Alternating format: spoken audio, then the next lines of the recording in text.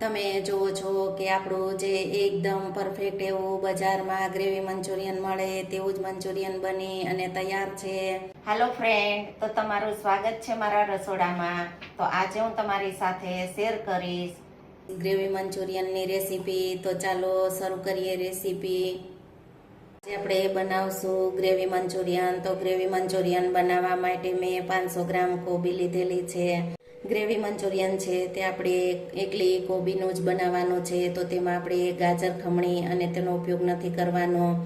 ગાજર કેપ્સિકમ ડુંગળીનો ઉપયોગ આપણે વઘારમાં કરશું. તો આપણે જે મંચુરિયનના બોલ બનાવવામાં આપણે એકલી કોબીનો જ ઉપયોગ કરશું. તેમાં ગાજર ખમણી અને તેનો ઉપયોગ નથી કરવાનો. તો કોબીને આપણે ચોપરમાં ઝીણી ક્રશ કરી લેશું. કોબીને આપણે ચોપરની મદદથી આ રીતે ઝીણી ક્રશ કરી લીધી છે. તો કોબીને આપણે આ રીતે ઝીણી ક્રશ કરી લેવાની. આ રીતે ઝીણી ક્રશ કરેલી હશે તો કોબીજના બોલ છે તે એકદમ પરફેક્ટ એવા બનશે. જો તમે કટિંગ કરી અને લાંબુ છીણ તૈયાર કરશો તો કોબીજના બોલ સરખા નહીં બને. તો તેના માટે આપણે ચોપરની મદદથી આ રીતે ઝીણું ક્રશ કરી લીધું છે. અને આપણે બોલ બનાવવા માટે લોટને બાંધી લેશું. 500 ગ્રામ કોબી સામે આપણે 1 વાટકી મેંદાનો લોટ લીધેલો છે. તો આપણે 1 વાટકી મેંદાના લોટનો ઉપયોગ કરશું. તો આપણે લોટ વધારે પડતો ઉપયોગ નથી કરવાનો. 4 ચમચી જેટલો કોર્નફ્લોર ઉમેરશું.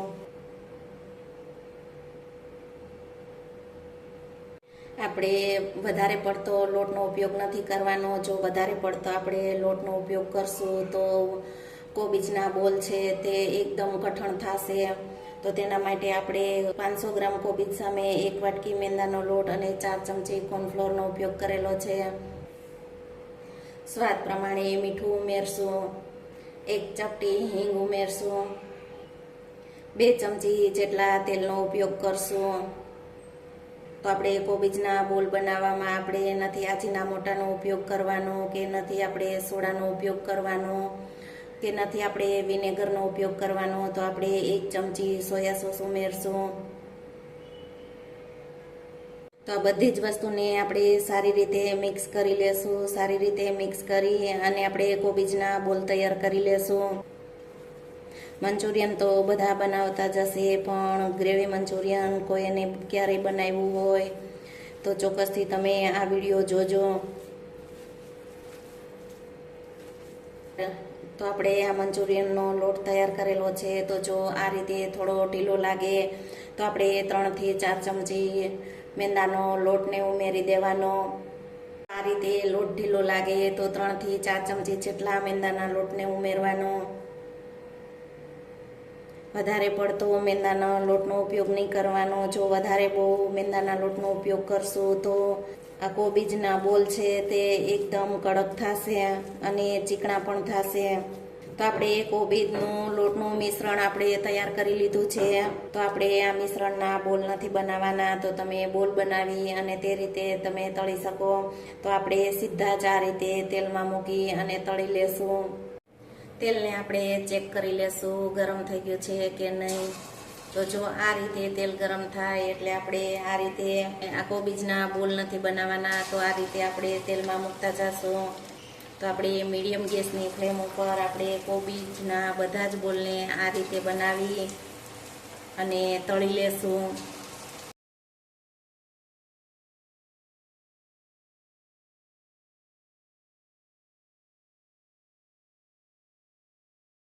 જો તમે આટલો જ લોટ ઢીલો રાખશો તો પણ મંચુરિયનના બોલ છે તે એકદમ પરફેક્ટ એવા જ બનશે અને ઉપરથી ક્રિસ્પી અને અંદરથી સોફ્ટ એવા. તો તમે જુઓ છો કે આપણે જ્યાં મંચુરિયનના બોલ છે તે એકદમ સરસ એવા તળાઈ ગયા છે. તો આ મંચુરિયનના બોલને આ રીતે બ્રાઉન કલરના થવા દેવાના. આ રીતે બ્રાઉન કલરના થશે તો એકદમ સરસ ક્રિસ્પી થશે અને અંદરથી સોફ્ટ. આપણે મીડિયમ ગેસની ફ્લેમ ઉપર મંચુરિયનના બોલ તળી લેવાના. તો તમે જોઈ શકો છો કે એકદમ સરસ બ્રાઉન કલરના થઈ ગયા છે. તો આ રીતે બ્રાઉન કલરના થાય તેવા આપણે તળાવવા દેવાના. તો તમે જોઈ શકો છો જો આ રીતે બ્રાઉન કલરના થશે તો એકદમ સરસ ક્રિસ્પી થશે. તો આપણે આ રીતે બધા જ બોલ્સ બનાવી અને તૈયાર કરી લેશું. તો તમે જોઈ શકો છો કે આપણે મંચુરિયનના બધા જ બોલ બની ગયા છે. તો તમે જુઓ છો કે આપણા મંચુરિયનના એકદમ પરફેક્ટ એવા જે બજારમાં મંચુરિયન મળે તેવા જ બોલ બની અને તૈયાર છે.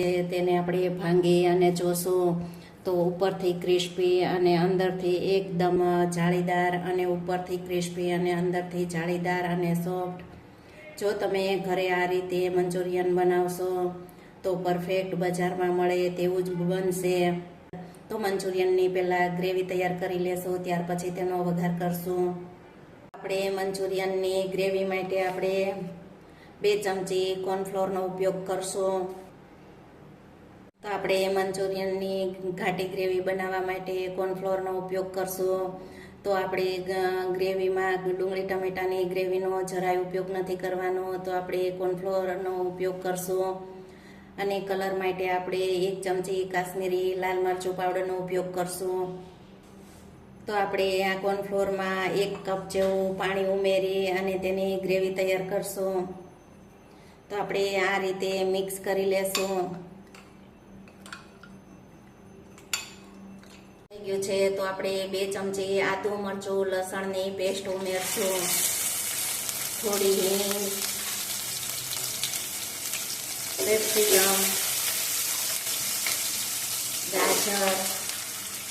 તો આ બધી જ વસ્તુને મિક્સ કરી સૂકું કટિંગ કરેલું લસણ છે તો તેને પણ ઉમેરી દેશું. જો પહેલાં લસણનો ઉપયોગ કરશું તો લસણ લાલ થઈ જશે, તેના માટે આપણે ઉપરથી ઉપયોગ કરવાનો. ઉપરથી આપણે ડુંગળીને ઉમેરી દેશું. ડુંગળીને ઉમેરી અને આપણે સારી રીતે મિક્સ કરી અને સ્વાદ પ્રમાણે મીઠું ઉમેરશું. 3 થી 4 મિનિટ જેવું થઈ ગયું છે. ગાજર, કેપ્સિકમ, ડુંગળી તેલમાં સારા એવા સકળાઈ ગયા છે. તો તેમાં આપણે 2 ચમચી સોયા સોસનો ઉપયોગ કરશું.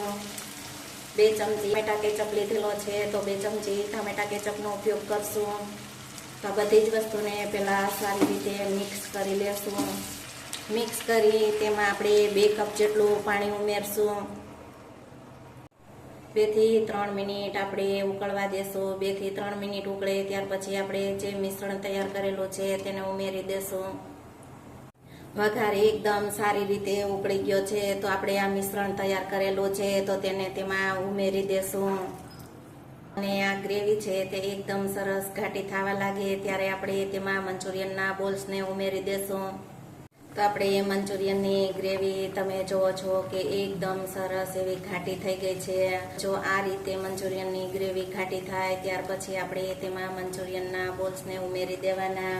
આપણે આ બધા જ મંચુરિયનના બોલ્સ છે તેને ઉમેરી દેશું. મિક્સ કરી અને આપણે 1 મિનિટ રહેવા દેશું. 1 મિનિટ થઈ ગઈ છે અને આપણે ગેસને બંધ કરી અને ગરમા ગરમ મંચુરિયનને સર્વ કરી લેશું. તો આપણું ગ્રેવી મંચુરિયન એકદમ પરફેક્ટ જે બજારમાં મળે એવું જ બની અને તૈયાર છે. જો તમને આ ગ્રેવી મંચુરિયનની રેસીપી ગમે તો વિડીયોને લાઇક, શેર, સબસ્ક્રાઈબ કરજો. બાજુમાં રહેલ બેલ આઇકન દબાવવાનું ભૂલતા નહીં તો સૌથી પહેલું નોટિફિકેશન તમને મળતું રહે. સાથે આપણે વઘારેલા ભાતને સર્વ કરશું. તેમાં આપણે ઉપરથી આ મંચુરિયનની ગ્રેવી છે તેને ઉપરથી ઉમેરશું. તમે જુઓ છો કે આપણું જે એકદમ પરફેક્ટ એવું બજારમાં ગ્રેવી મંચુરિયન મળે તેવું જ મંચુરિયન બની અને તૈયાર છે.